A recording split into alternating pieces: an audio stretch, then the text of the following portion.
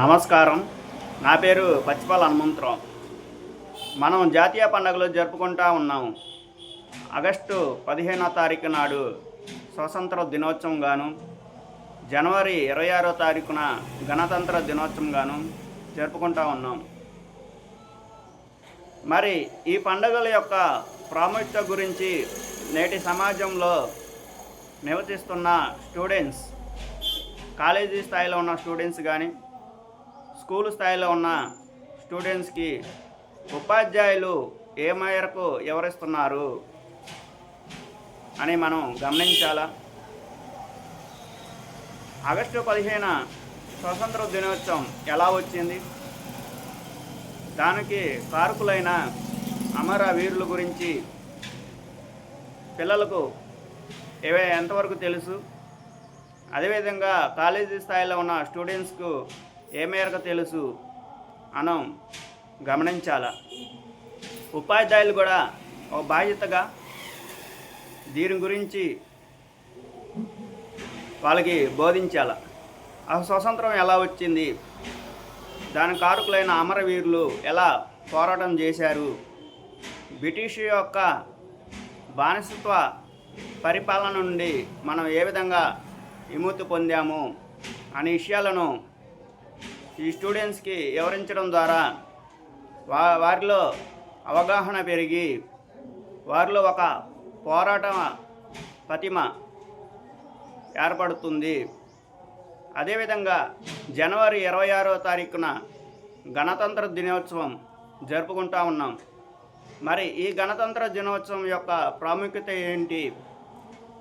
ఈ దినోత్సవం రోజు రాజ్యాంగం పూర్తిగా అమల్లోకి వచ్చింది.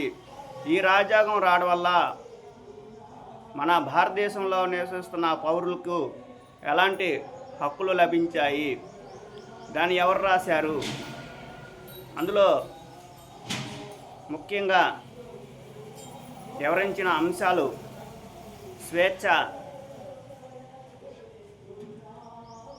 మరియు సమానత్వం, లౌకికవాదం, న్యాయం అనే అంశాలు గురించి వివరించినట్లయితే వారికి సమాజం పట్ల ఒక బాధ్యత, మన భారతదేశం అభివృద్ధి పదంలో నడవడానికి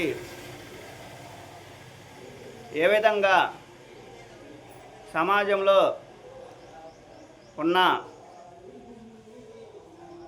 ఈ యొక్క అసమానతలు గురించి వాళ్ళకు ఒక అవగాహన రావడం ఏర్పడుతూ ఉంటుంది. అదేవిధంగా ఈ యొక్క జెండా పండగ నిర్వహించే రోజు ఆగస్టు 15వ తారీఖు నాడు బ్రిటిష్ వారి జెండాను కిందకు దింపుతూ మన త్రివర్ణ పతాకాన్ని పైకి పంపిస్తూ ఎగరేయడం జరుగుతూ ఉంది. దాని ద్వారా మనకి పూర్తి స్వేచ్ఛ బ్రిటిష్ పరిపాలన నుండి వచ్చిందని వివరించడం జరుగుతూ ఉంది.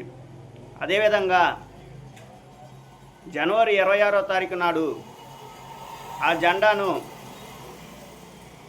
పైనే ఉంచి